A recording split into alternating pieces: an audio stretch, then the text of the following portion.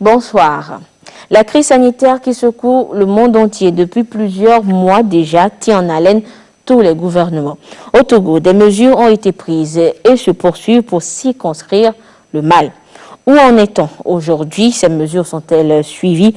Que faut-il faire à ce jour pour arrêter ou suspendre la courbe de contamination dans notre pays? Nous en parlons ce soir avec nos invités, et rien que des professionnels de la santé.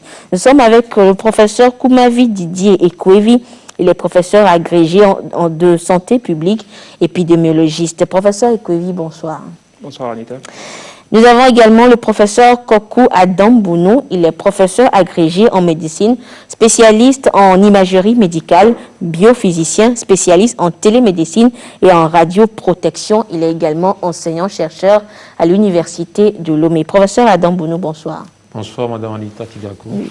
Alors, nous allons commencer avec la désormais tradition, c'est-à-dire la situation, le point sur la situation de la maladie dans notre pays. Alors, professeur Ekwevi, où en est-on aujourd'hui? Merci beaucoup. Nous sommes aujourd'hui à la 9e semaine de l'épidémie. L'épidémie a commencé le 5 mars 2020, mais nous sommes vraiment dans la phase active de l'épidémie, puisque cette semaine a été une semaine très critique, avec, pour 3 raisons. La première raison, c'est que nous avons enregistré plus de cas au cours de cette semaine, donc notamment 25 cas à la date d'aujourd'hui. C'est le nombre de cas le plus enregistré depuis le début de l'épidémie. La deuxième raison, c'est que nous avons enregistré 3 décès cette semaine, ce qui représente plus de 33% des décès observés jusqu'à présent qui sont survenus cette semaine. Et la troisième raison, c'est que nous avons de nouveaux foyers épidémiques, notamment dans la région centrale et dans la région des Savanes. Il faut noter qu'en moyenne, nous enregistrons à peu près 15 nouveaux cas par semaine, ce qui nous amène à dire que nous sommes toujours dans la phase active de l'épidémie. D'accord.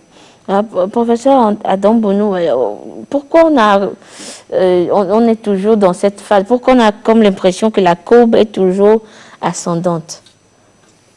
Oui, merci Madame Anita Tigakou.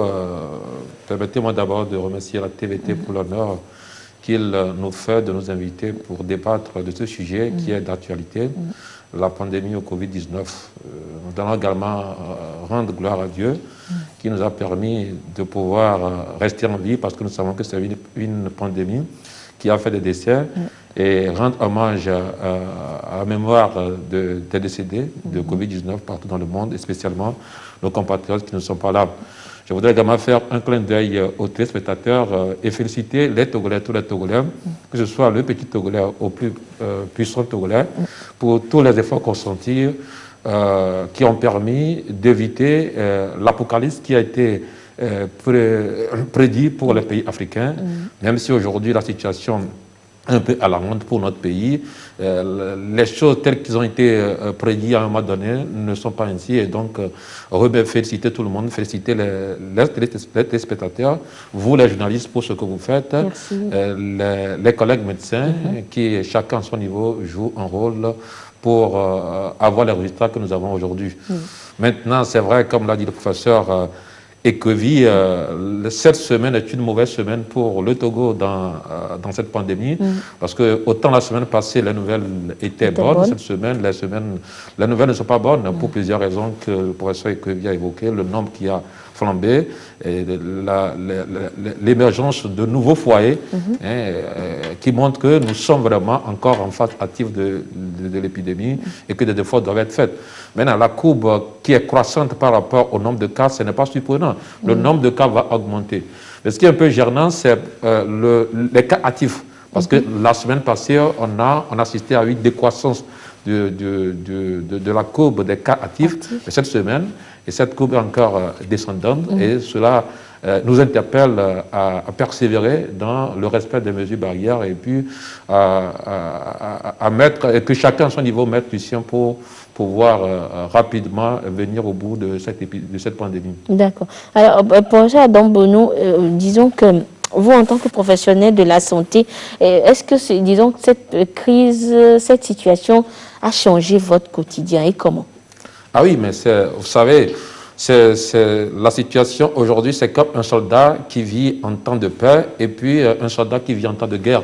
Donc le médecin aujourd'hui, c'est un médecin est comparable à un soldat en temps de guerre. Parce que le soldat qui est en temps de paix, sa façon de vivre n'est pas la même chose quand il y a guerre. Et donc nous, aujourd'hui, médecins, nous sommes des médecins en temps de guerre. Ça veut dire que nous sommes prêts à sacrifier nos vies pour sauver la vie des autres. C'est un temps de guerre, quand nous nous levons chaque matin, nous allons à la guerre et nous savons que nous pouvons mourir au combat et nous savons que c'est un temps de guerre, nous devons être plus professionnels que d'habitude, nous devons être plus vigilants, nous devons donner le meilleur de nous-mêmes. Et donc quand vous êtes dans cet état d'esprit, forcément ça impacte sur votre vie familiale. Mais c'est ça même qui fait la noblesse du métier. On le vit avec sérénité, mais aussi avec engagement et avec détermination pour que pourquoi nous avons opté pour le métier, c'est-à-dire que on le vit en se disant qu'il faut que nous puissions satisfaire la population qui compte sur nous. Et donc, l'état d'esprit du médecin togolais, en tout cas du médecin dans le monde entier aujourd'hui, c'est l'état d'esprit d'un soldat en situation de guerre. D'accord.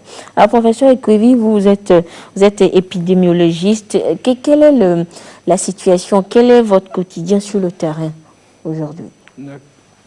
Le quotidien est à 3 niveaux. D'abord, le premier niveau, nous sommes d'abord médecins épidémiologistes, mais avant tout, je tiens à saluer tous les collègues qui sont au front, c'est-à-dire les cliniciens, avec l'équipe du professeur Iou, les biologistes, avec l'équipe du docteur Alatoko, les médecins-chefs de district, les directeurs régionaux qui font un travail vraiment très, très efficace. Au quotidien, qu'est-ce que nous faisons? La première chose, nous sommes une personne ressource, parce que de par notre fonction au département de santé publique de l'Université de Lomé, nous sommes dans l'équipe des personnes ressources et nous participons ainsi à la réunion régulière qui se fait tous les matins au ministère de la Santé et donnons nos avis pour les grandes orientations stratégiques. La deuxième chose, comme vous le savez, le président de la République a mis en place une commission scientifique et nous sommes membres de cette commission scientifique. Nous tenons des réunions régulières au cours de chaque semaine pour pouvoir répondre aux questions scientifiques et donner des orientations au gouvernement afin de pouvoir prendre des décisions. Troisième niveau, c'est notre rôle de chercheur. Nous sommes avant tout chercheurs. Donc l'idée ici, c'est d'abord de trouver des questions de recherche, d'écrire des protocoles thérapeutiques ou des protocoles de façon générale, ensuite chercher les financements, coordonner les études, faire de la valorisation scientifique, partager ces résultats pour aider à la prise de décision. Voilà un peu notre rôle au quotidien et n'oublions pas aussi la coopération internationale pour pouvoir aider à réfléchir ensemble aux différentes pistes de recherche. D'accord. Et professeur Ekwevi, vous êtes également dans ce état d'esprit que professeur Adam Bounou, tous les jours, vous allez, on va dire, au front avec, disons, quelque peu cette peur au ventre que c'est un risque que vous prenez tous les jours, mais pour la bonne cause.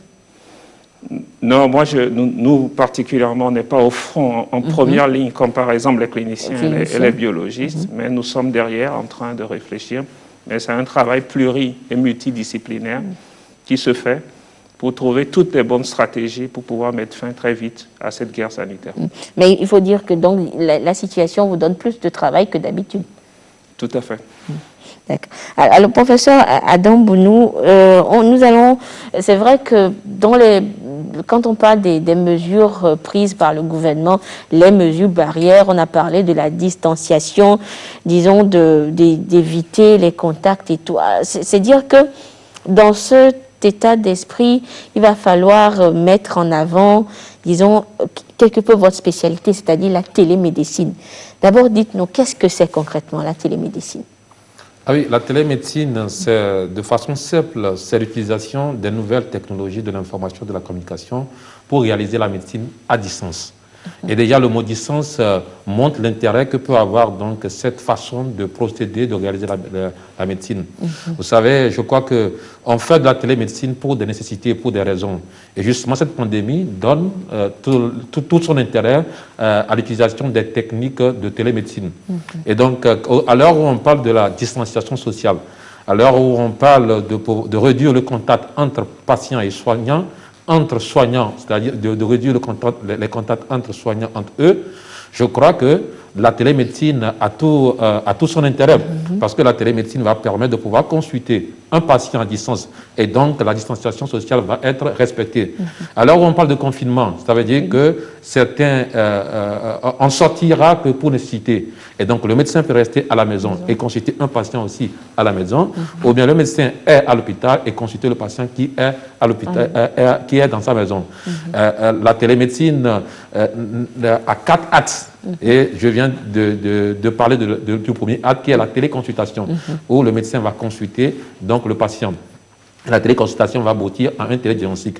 Le deuxième acte de la télémédecine, c'est la téléexpertise. C'est-à-dire qu'un médecin peut demander donc l'expertise d'un autre collègue qui est plus spécialiste dans un domaine précis. Donc, vous avez par exemple des collègues qui sont au CHR Lomé-Commis, qui s'occupent, donc, qui gèrent, qui sont, on va dire, qui sont à la première ligne de la prise en charge. Il n'y a pas toutes les spécialités là-bas. Le patient peut présenter certaines formes cliniques qui vont nécessiter et qui va nécessiter qu'ils aient au recours à un autre spécialiste. Et donc, s'il y a donc des infrastructures de télémédecine, ils peuvent donc demander l'avis du médecin spécialiste qui n'est pas au CHRTV. Il peut apporter donc son expertise pour la prise en charge du patient. Donc, c'est le côté télé-expertise. Après, nous avons aussi le troisième acte de la télémédecine qu'on appelle la télé-assistance médicale. Aujourd'hui, on parle des respirateurs qui sont envoyés. Demain, il va y avoir peut-être un centre de prise en charge à l'intérieur du pays.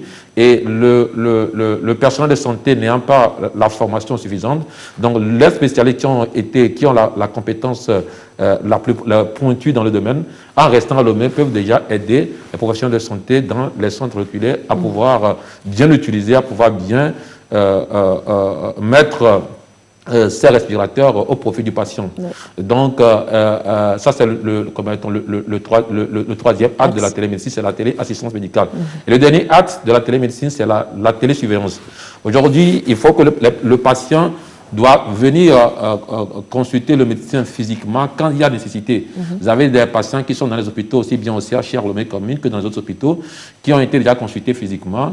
Ils partent pour faire des analyses. Ils doivent revenir à une autre consultation avec les analyses. Si, avec les outils de télémédecine, bon, le patient peut ne pas se déplacer, il envoie les registres à distance et le médecin le voit. Ceci permet donc d'éviter donc le contact entre le patient et le médecin et aussi le contact entre ce patient et les autres patients. Et tout ceci, vous voyez que ça va permettre donc de pouvoir bien gérer la distanciation sociale et éviter donc la propagation de la pandémie. D'accord. Et maintenant, disons, tous ces avantages de la télémédecine, comment la mettre en œuvre? Quelles sont les conditions requises pour, disons, mettre en œuvre cette télémédecine au Togo aujourd'hui? Oui, la télémédecine, elle n'est pas aussi nouvelle. Hein. La télémédecine a commencé depuis les années 1970 et dans les années 2010, elle a été beaucoup en vogue. Et ce qui fait qu'aujourd'hui, l'utilisation de la télémédecine comme une des solutions de la gestion de la crise qui secoue le monde entier n'est pas quelque chose de nouveau, on va dire, ce n'est pas une nouvelle technique. Et la télémédecine, c'est, comme je l'ai dit dans la définition, c'est l'utilisation des nouvelles technologies de l'information et de la communication pour exercer la médecine à distance. Alors, il faut donc qu'il y ait une accessibilité, ces nouvelles techniques de l'information et de la communication, notamment l'Internet. L'Internet, il faut l'avoir donc avec une bande passante suffisante pour permettre donc des interactions temps réel entre le patient et le soignant. Il faut des infrastructures techniques dédiées. Et donc, le problème actuellement, c'est de pouvoir rendre accessibles ces infrastructures techniques accessibles, adaptées à nos réalités africaines, et puis permettre à ce que les connexions Internet puissent être disponibles avec une bande passante satisfaisante dans les centres de santé. Et donc, maintenant, sensibiliser, motiver le personnel soignant à ce qu'il puisse adhérer à cette nouvelle façon de pratiquer la médecine. Vous savez que quand on est habitué à on a des habitudes anciennes, Oui. changer les habitudes n'est pas toujours facile. Et donc, le but pour nous maintenant, c'est de promouvoir donc, cette approche de la médecine en sensibilisant nos collègues, en mettant à leur dispositif donc l'outil nécessaire pour le faire et ce qui va permettre de pouvoir éviter la propagation donc, de la maladie. D'accord. Merci beaucoup, professeur Adonvouna. Professeur Ikwevi, par rapport à, disons, cette autre façon de faire la médecine, vous, en tant qu'épidémiologiste, vous adhérez complètement? Oui, tout à fait, parce qu'on est dans une approche pluridisciplinaire. Et on a besoin d'apporter un soutien à tous nos confrères qui sont à l'intérieur du pays, c'est-à-dire demander un avis technique, partager les expériences et effectivement, avec tous ces outils, ces nouveaux outils de communication, il faut les mettre à disposition pour pouvoir former au maximum et prendre en charge sérieusement tous les patients atteints de Covid. Et parlons maintenant disons, de la prise en charge des patients, disons, du traitement des patients de cette maladie. Depuis le début de la crise, on a cru comprendre que le gouvernement ne ménage pas les efforts pour mettre du matériel à la disposition des hôpitaux, des formations sanitaires. Alors, professeur Ikwevi, est-ce qu'au jour d'aujourd'hui, on a assez de matériel pour pouvoir prendre en charge ces cas qui ne cessent d'augmenter au Togo? C'est une question extrêmement difficile. Je pourrais, pour répondre, je dirais vraiment, je ne sais pas. Mais c'est du domaine de la coordination nationale qui gère tous les dons, qui reçoit les dons. Ce qu'il faut savoir, c'est que c'est une pandémie qui est mondiale. Et que la demande, elle est forte de partout. Prenons juste par exemple le cas des masques. Le masque est rendu obligatoire pour le personnel soignant. On estime à peu près le personnel soignant à 10 000 et il leur faut 2 masques. Donc ce qui fait par jour 20 000 masques. Donc pour une épidémie comme ça, juste pour le personnel soignant, il faut 1 million de masques. Donc par mois. 1 million de masques, si le masque est à 200 francs, vous êtes à peu près à 200 millions. Le problème, ce ne sont pas les masques, c'est d'abord la disponibilité de ces masques. Parfois, les pays sont confrontés à avoir des masques parce que la demande est tellement forte. Donc, tout ce qui nous arrive comme don, ou bien tout ce qui est achat venant du gouvernement, sont les bienvenus. L'essentiel, c'est que nous soyons capables de faire face à la riposte. Donc, c'est vraiment à la coordination nationale de pouvoir nous dire exactement ce qu'ils ont. Et ça dépend également du nombre de cas qui sont projetés et le nombre de cas qu'on observe. Et professeur, aujourd'hui, parlons toujours de cette prise en charge. Il a été évoqué il y a quelques jours de la décision du chef de l'État d'accroître la capacité des laboratoires. Bientôt, il sera créé un laboratoire, disons une sorte de délocalisation de l'INH au niveau de Kara. Alors, qu'en pensez-vous, saluer l'initiative? Tout à fait, c'est-à-dire que c'est ce qu'il faut faire. C'est-à-dire que nous sommes dans une épidémie. Nous venons d'avoir 3 foyers. Un foyer dans la région des savanes, un foyer dans la région centrale. Et dans la région de Lomé-Commune. Avant, quand vous avez un cas dans la région des savanes, il faut transporter ce prélèvement pour amener le prélèvement à l'INH. Ce n'est pas acceptable. Dans aucun pays, on accepte cette disposition parce qu'elle est difficile, elle est compliquée, elle allonge la prise en charge. Donc l'idée, c'est de mettre à disposition des moyens à Kara pour que le diagnostic puisse se faire très rapidement. Ainsi, tous les cas de la région des savanes seront diagnostiqués à Kara, ce qui permettra de gagner du temps pour une prise en charge qui est rapide. Donc c'est une bonne chose et qu'il faudrait même, à la limite, qu'il y ait des laboratoires dans chaque région sanitaire. pour faciliter la prise en charge des patients qui sont atteints de Covid-19. D'accord. Alors, professeur Adam Bounou, restons toujours dans, disons, ces mesures, ces différentes initiatives qui sont prises pour circonscrire le mal. On a parlé également de cette cellule mise en place au niveau de l'université de Lomé par les enseignants-chercheurs pour peut-être trouver des idées, d'autres solutions pour guérir ou circonscrire le mal. Au niveau de l'université aujourd'hui, est-ce que les recherches ont avancé? Vu que vous êtes à l'université de Lomé, on se permet de vous poser la question. Oui, je suis à l'université de Lomé comme mon collègue, le professeur Ekwevi. Donc, on est tous des enseignants-chercheurs. C'est-à-dire qu'en dehors de la pratique hospitalière, nous enseignons et nous faisons de la recherche. Et donc, cette pandémie nous interpelle tous en tant que chercheurs. Et comme vous l'aurez constaté, donc, le président de l'université a mis au point donc, une commission scientifique dans laquelle nous ne sommes pas directement, mais nous participons. Et la commission scientifique de l'université de Lomé n'est pas la seule commission scientifique. Et je voudrais aussi rappeler ici que le CEMFOT a mis en place un comité scientifique dans lequel le professeur Ekwevi et moi, même, nous sommes nous faisons partie. Et donc, dans ce comité, nous élaborons des procédures, des protocoles. Nous réfléchissons ensemble sur les approches scientifiques pour juguler donc le mal. Au niveau de l'université scientifique, au niveau de l'université de Lomé, je ne suis peut-être pas la personne la plus indiquée, puisqu'il y a le responsable, le professeur Kokou, qui pourra en dire davantage. Mais ce que je sais, c'est que tous les chercheurs, tous les enseignants-chercheurs de l'université sont mobilisés, sont déterminés, et donc les recherches sont actives. Maintenant, est-ce que les résultats sont probants? Je dirais que oui, les recherches sont en cours et que les premiers résultats commencent à sortir, et donc on espère qu'avec le temps, ces résultats vont aller d'ordre croissant et permettre de pouvoir trouver des moyens togolais, des approches togolaises pour pouvoir juguler le mal. Et parlons justement de la cellule dans laquelle vous travaillez avec professeur Ekwevi. Quelles sont les nouvelles approches que vous mettez en place déjà?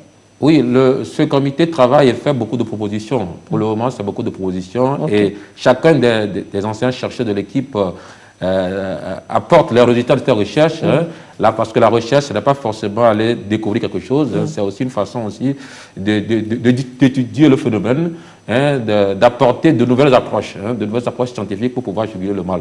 Et donc, je crois qu'au niveau de ce comité scientifique du CEMFOT, nous avions eu à faire beaucoup de propositions. Nous avions même un journal qui sort, et dans ce journal, le CEMFOT, le comité scientifique par l'intermédiaire du CEMFOT, fait donc ces approches de solutions pour une meilleure prise en charge de la pandémie. Et donc, par exemple, aujourd'hui, nous avons ce comité scientifique propose qu'il y ait donc un corridor de tri des patients. Vous avez été au courant du malheureux incident qui s'est passé dans le service de pneumologie CHU Sivanis Olympio. Et donc, quand un événement comme ça survient, il faut tirer les leçons pour l'avenir, pour que cet incident ne se reproduise pas. Nous avions eu à faire des propositions dans ce sens. Au jour d'aujourd'hui, en temps la semaine passée, le nombre de cas devenait... le nombre de cas était rare. On se demandait, est-ce que la stratégie de dépistage était la bonne?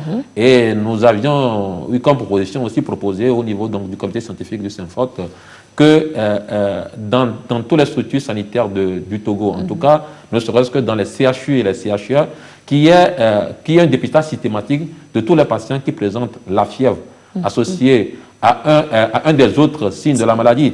Et donc, ce qui veut dire que tout patient qui se présente maintenant dans un CHU, dans un CHU ou dans un CMS qui a une fièvre, obligatoirement, on doit lui faire le prélèvement pour le dépistage du Covid-19. Et un patient qui fait une toux, qui se présente, on doit obligatoirement. Ceci dit, pour que cela puisse être possible, il faut que dans les CHU, dans les CHR, il y ait les unités de prélèvement. Voilà. Ce qui n'est pas là aujourd'hui, ce qui n'existe pas aujourd'hui. Donc, dans tous les CHU et les CHR, il doit y avoir des unités de prélèvement pour que les patients qui présentent un des symptômes soient systématiquement dépistés. Aujourd'hui, quand vous faites la fièvre, vous arrivez dans toutes les structures sanitaires, on va vous dépister on va faire la goutte épaisse pour dépister le palu. Or, quand vous voyez les signes du palu, et les signes, le palu et le coronavirus partagent certains signes. Ça veut dire que toute suspicion de palu doit également faire penser à une suspicion du Covid-19. Et donc, le dépistage doit être systématique pour tous ces patients. Et pour que cela puisse être possible, il faut que les unités de prélèvement soient aussi installées dans les CHI, dans les CHIA pour que tout cas suspect soit dépisté systématiquement. D'accord. Merci beaucoup, professeur Adam. Professeur Ekovi, alors, quand vous, disons, toutes ces approches, toutes ces idées que vous élaborez, est-ce que vous travaillez en synergie avec d'autres collègues d'autres pays? Je voulais d'abord revenir un peu sur la question de la recherche, puisque ça occupe à peu près 60 à 70% de nos activités.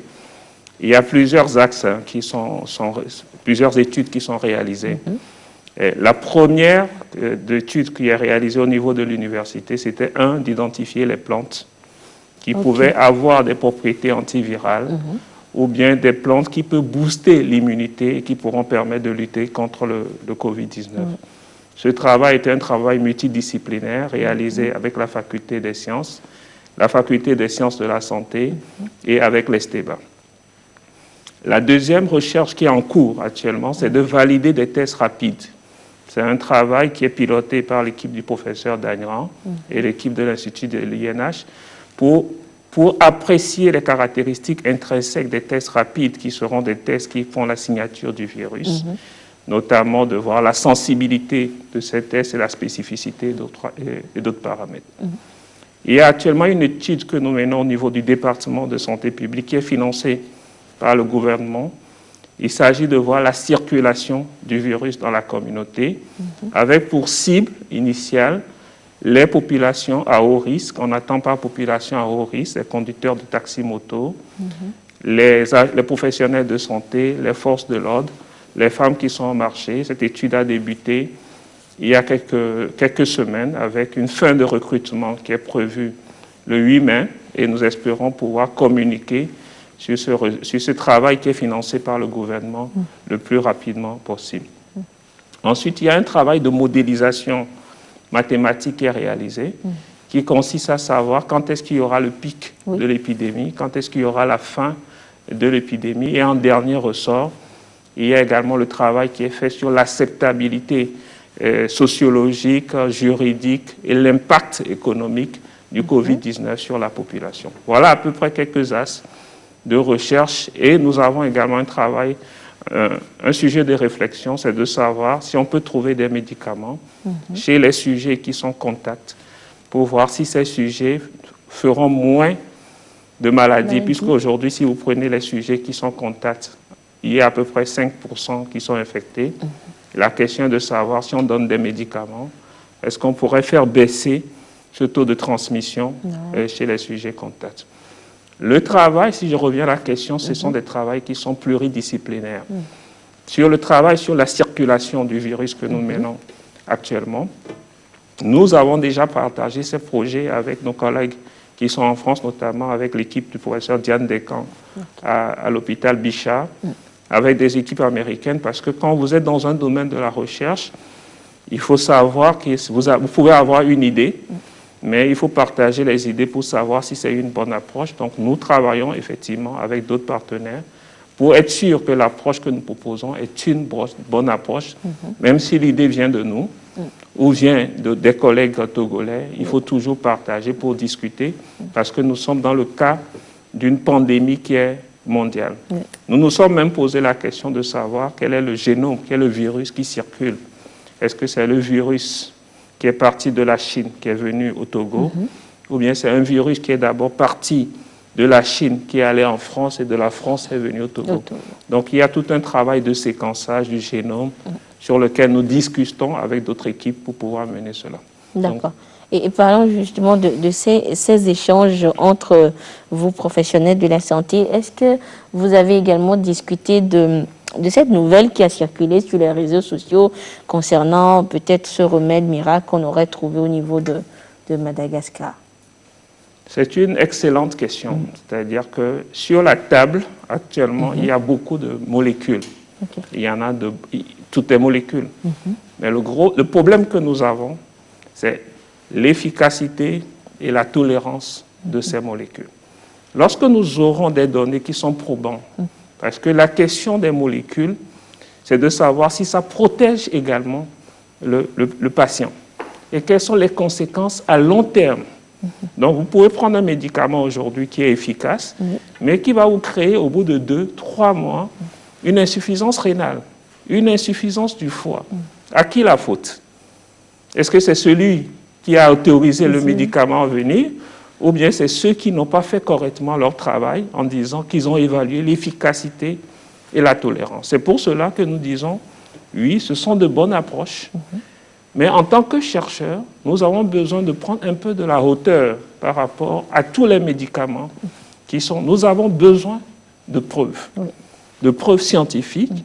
Comme ça, demain, nous pourrons dire en notre âme et conscience, ces médicaments sont efficaces, sont bien tolérés et qu'il faut l'utiliser à grande échelle. Ce que nous disons, c'est l'utilisation à grande échelle. On ne parle pas de 2 ou de 3 patients. Si je reviens au traitement de Madagascar, c'est un traitement à but préventif. Nous sommes 7 millions, préventifs et curatifs.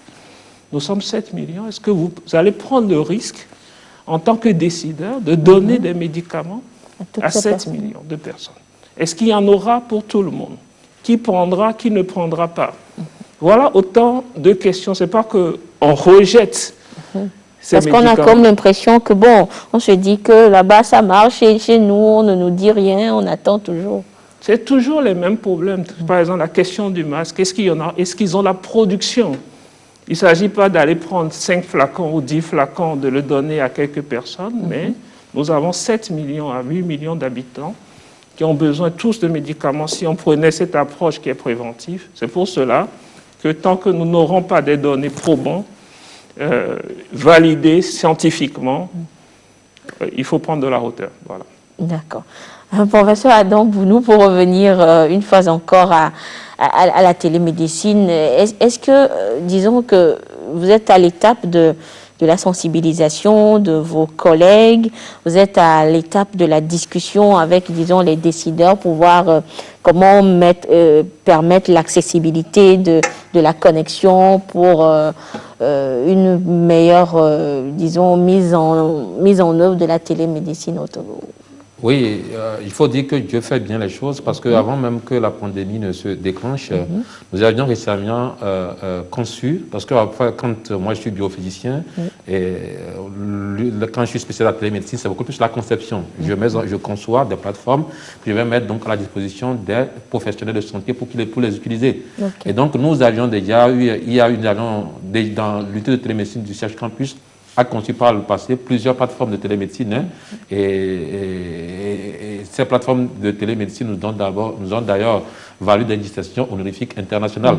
Et tout récemment, nous avions dirigé un étudiant du CIC dans son mémoire de master. Et le mémoire de master portait donc sur la conception d'une plateforme de télémédecine pour le CH Campus. Cette plateforme de télémédecine comportait donc 3 entités. Il intégrait donc un système d'information hospitalier qui va permettre donc au CHU Campus de pouvoir gérer, informatiser, stocker et traiter les données qui concernent la prise en charge des patients. Et la seconde entité de cette plateforme, c'est que cette plateforme permet au CHU Campus d'avoir un site. Vous voyez, quand vous voyez les CHU du Togo, aucun n'a un site. Aujourd'hui, on parle de fake news. Il n'y a pas un site web sur lequel les patients peuvent aller pour recueillir la bonne information. Il n'y a pas un site web sur lequel les informations, les nouveautés, les informations qui concernent la vie du CH Campus puissent être mises à la disposition de la population. Et donc cette plateforme va nous permettre d'avoir ce site web qui va permettre donc au personnel soignant d'informer et qui va permettre également donc aux patients de pouvoir poser des questions, certaines questions concernant la vie CH Campus. La troisième entité de cette plateforme, c'est l'application de télémédecine. Cette application va permettre de pouvoir consulter les patients à distance. Et donc les patients, ce n'est pas tout les patients, quand on va faire donc une première expérimentation avec quelques services où certains patients peuvent demander des consultations à distance et avec donc cette application, les médecins de CH Campus vont donc essayer de les consulter à distance. Donc la plateforme va permettre également de faire ce qu'on appelle la télésurveillance, ou donc la télésurveillance qui va se faire de la manière suivante. Les patients qui sont venus consulter et à qui on a demandé les examens complémentaires peuvent ne pas directement venir. Ils vont rester à la maison, envoyer donc les résultats par la plateforme, et le médecin va voir s'il juge nécessaire de revoir le patient avant de prescrire, il le prescrit. Sinon, il fait sa prescription à distance et il peut suivre le patient à distance. Et donc, cette plateforme de télémédecine que nous avons mise au point venait à point nommé quand la pandémie est venue. Donc, on l'a déjà conçue et bientôt, les semaines à venir, il y avait des démarches administratives à faire parce que quand vous voulez utiliser cette plateforme dans une structure publique, il faut faire des démarches administratives. Ces démarches administratives ont été faites au niveau du ministère et d'abord au niveau de la direction de Charge Campus qui a montré son adhésion au niveau du ministère. Et aujourd'hui, nous pouvons commencer la phase de validation. Donc déjà à partir de la semaine prochaine, le Charge Campus va avoir donc un site web sur lequel les patients peuvent aller pour avoir les informations, les services qui sont disponibles, les médecins. Et après cela, nous allons essayer donc de faire une petite formation, un petit atelier aux médecins, aux personnels soignants pour qu'ils puissent s'approprier donc l'application. Et donc les patients vont faire des téléconsultations et cette plateforme va permettre également de télésurveiller donc les patients qui se sont déjà fait consulter au Charge Campus. L'autre chose, c'est que cette plateforme va permettre de gérer les rendez-vous. Voilà. Vous voyez, comme on dit, on parle de la distanciation sociale.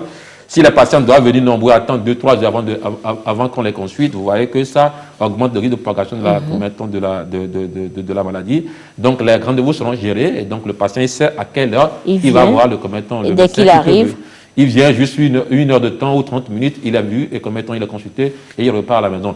Donc voilà, c'était une aubaine qui vient en point nommé et nous espérons que il va y avoir l'adhésion, le soutien des autorités sanitaires du pays pour que, après l'expérience du Charge Campus, on puisse donc dupliquer donc cette plateforme de télémédecine dans les autres CHU pour qu'au moins au Togo maintenant les CHU disposent d'un site web d'information, ce qui va permettre donc de réduire les fake news.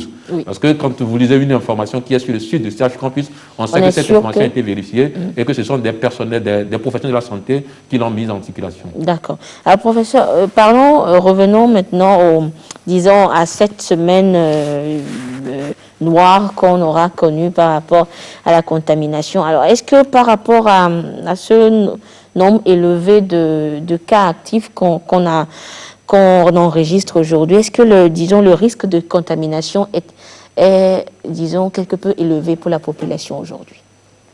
Le risque de contamination... Le risque est élevé pour la population aujourd'hui par rapport à ces 10 cas qu'on a enregistrés là. Oui, naturellement, dès l'instant que le nombre de cas confirmés est élevé, cela suppose qu'il va y avoir assez de cas contacts, et quand il y a assez de contacts, donc ça veut dire que le risque de contamination est élevé. Donc c'est vrai que les derniers chiffres, les derniers résultats qui sont sortis sont un peu, on va dire un peu alarmants. Ça nous amène donc à ne pas baisser la garde. Et donc, parce qu'à un moment donné, on avait comme l'impression que ça allait bien, mais là, maintenant, je crois qu'il faut quand même que la population togolaise redouble de vigilance, que la population togolaise se dise qu'effectivement, oui, la crise est encore active et que les autorités sanitaires aussi également redoublent les moyens de prise en charge, que ce soit les moyens préventifs et les moyens curatifs, et que ce soit la sensibilisation. Et vous-même, les médias aussi, vous devez donc relayer, c'est dire que, et ce n'est que cette synergie d'action qui va nous permettre de pouvoir circonscrire le mal et d'espérer que rapidement les cas actifs vont chuter et donc les nouveaux cas que nous allons avoir ne seront pas aussi élevés comme on l'a vu ces derniers jours. D'accord. Merci beaucoup, professeur Adombounou. Professeur Ekwivi, lorsque vous parliez tout à l'heure, vous avez légèrement effleuré cette question, la possibilité d'arriver à des tests diagnostiques rapides. Où en est-on par rapport peut-être aux réflexions? D'accord. Sur les tests rapides, à l'heure d'aujourd'hui, le test qui permet de faire le diagnostic du Covid-19, ce sont les tests virologiques, par la technique de biologie moléculaire, par la PCR. Mais cette technique permet d'avoir les résultats au bout de 4 à 5 heures. Donc l'idée des tests rapides, ce sont des tests qui permettent d'avoir des résultats au bout de 15 à 30 minutes. Voilà. Mais ces tests rapides signent la présence du virus. Ça veut dire que vous avez soit été infecté, vous avez une infection récente ou une infection ancienne. Mais ne permettent pas à ce jour de dire que vous êtes porteur du virus. Donc ces tests vont faire partie de ce que nous appelons l'arsenal diagnostique. Ils vont être utilisés. Ça peut être utilisé en fin d'épidémie pour voir comment le virus a circulé au sein de la population. Mais le problème de ces tests, c'est que ces tests doivent être validés. Et c'est ce que nous sommes en train de faire actuellement avec l'équipe du professeur Dagnan et l'Institut national d'hygiène, qui est de valider ces tests qui sont actuellement disponibles. Nous en avons déjà, que nous utilisons également dans l'étude sur la circulation du virus, qui nous permettra de pouvoir confirmer. Oui, ces tests rapides existent au Togo, sont utilisés, restent à valider et savoir la place que ces tests vont occuper dans l'arsenal diagnostique. D'accord. Et parlons toujours des prélèvements, parlons de ces textes-là. Comment quelles sont les personnes qui sont habilitées, entre griffes, on va dire, à aller se faire dépister, à aller, peut-être se présenter à l'INH pour ces prélèvements, pour voir si elles sont porteuses de ce virus ou pas. D'accord. Le prélèvement se fait vraiment dans des situations assez claires. Il y a un algorithme pour le prélèvement, il y a une procédure pour ces prélèvements. La première, ce sont les personnes suspectes, c'est-à-dire des personnes qui présentent des signes cliniques de cette maladie. Normalement, ces personnes devaient appeler le 111 et se faire prélever. Ça permet de confirmer ou d'infirmer qui sont porteurs du Covid-19. Avec ces prélèvements, on essaie d'utiliser des écouvillons, des tiges avec un petit bout de coton pour voir, et on le met dans la gorge pour voir s'ils sont porteurs du virus. Ça, ce sont les personnes qui sont suspectes. Ensuite, la deuxième catégorie, ce sont les voyageurs. Ces voyageurs, on les met en confinement pendant 14 jours. Et à la fin du confinement, on essaie de regarder s'ils sont porteurs du virus. Et les résultats que nous avons à ce jour, c'est que globalement, 3% de ces voyageurs sont porteurs du virus. Et les cas que nous avons à Djamparga, ce sont des voyageurs qui sont venus du Ghana, qui sont systématiquement dépistés. Et nous voulons effectivement saluer l'équipe de Djamparga qui a eu ce réflexe d'appliquer les procédures qui sont mises en place, c'est-à-dire le screening des voyageurs. La troisième situation, ce sont les contacts. Les contacts, ce sont des sujets qui ont été en contact rapproché avec un cas confirmé. Ces sujets aussi, on les met en confinement. C'est le cas de nos collègues qui ont été en contact avec des patients qui sont à l'hôtel Le Bénin. Ils vont rester à l'hôtel Le Bénin isolés de leur famille, justement, pour, on ne sait pas. Et on va également regarder si à la fin des 14 jours, ils sont infectés.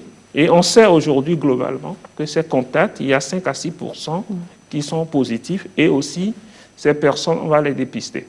Enfin, le dernier groupe, ce sont les sujets qui sont malades, qu'on essaie également de dépister au bout du 7e, 14e jour pour voir si le virus a disparu dans leur organisme. Donc voilà les 4 groupes. En dehors de l'étude pilote, qui est une étude particulière, un individu ne peut pas se lever pour aller à l'INH. Mais s'il va à l'INH, c'est soit peut-être qu'il présente des signes, et on va lui poser quelques questions et voir s'il a un sujet suspect. S'il a un sujet suspect, alors là, on lui fera le test. Mais professeur, je crois que la meilleure manière, c'est de rester chez soi et appeler le 111. Il ne faut pas que le virus circule. C'est-à-dire, si vous êtes malade, vous sentez des signes. Supposons que vous prenez un moto. Donc, le sujet, si jamais vous êtes infecté, le sujet, le taximan, devient un sujet contact. Vous allez à l'hôpital, vous attendez sur un banc pendant 3 heures. Et si jamais vous êtes infecté, tous ceux qui sont devant vous deviennent des sujets contact. À gauche, à droite. Donc l'idéal, ce que nous disons, c'est que le virus ne doit pas circuler. Il faut isoler le virus et appeler pour qu'on vienne vous prélever. D'accord. Alors, professeur Adam Bounou, nous sommes pratiquement arrivés à la fin de notre échange sur cette maladie-là. Alors, si vous avez un mot à l'endroit des téléspectateurs, à l'endroit des populations durant cette crise que nous traversons. Oui, avant de dire ce dernier mot à la population, je voudrais rebondir rapidement sur les tests. Oui. Je crois que il y a un problème aussi de disponibilité de ces tests qui doivent être en qualité suffisante. Et les tests, il y a le PCR qu'on utilise est une technique qui est dérivée, qui utilise des noyaux radioactifs, donc qui est une technique nucléaire. Et aujourd'hui, l'AIEA promet mettre donc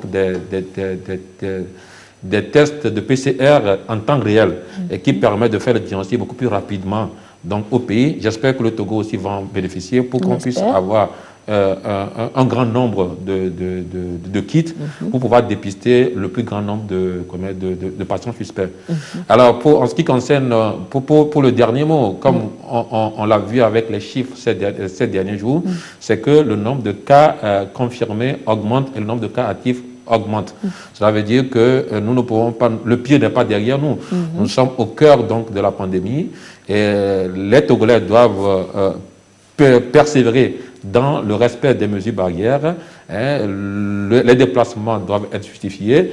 Le personnel médical doit faire preuve de beaucoup plus de professionnalisme, de vigilance. Les autorités sanitaires doivent continuer par mettre les moyens. Nous savons qu'ils font des efforts, ils doivent continuer.